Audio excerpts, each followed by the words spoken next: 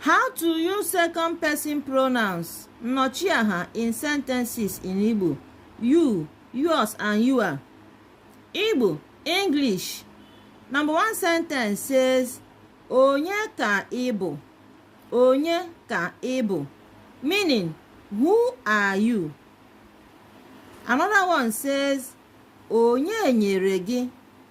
Onye nyere gị? Meaning, who gave you? Remember, I and the gi, they are just the same thing. I is short form of gi.